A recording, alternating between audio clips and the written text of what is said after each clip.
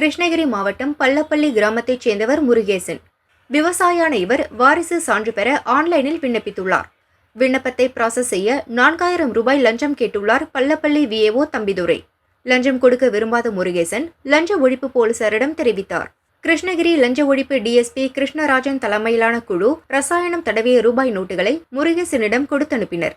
VAO Thambidurai பணத்தை assistant புஷ்பாவிடம் கொடுக்க வலியுறுத்தினார். மறைந்திருந்த லஞ்ச ஒழிப்பு போலீசார் தம்பிதுரை மற்றும் புஷ்பாவை கையும் களவுமாக பிடித்து கைது செய்தனர். விசாரணை நடக்கிறது.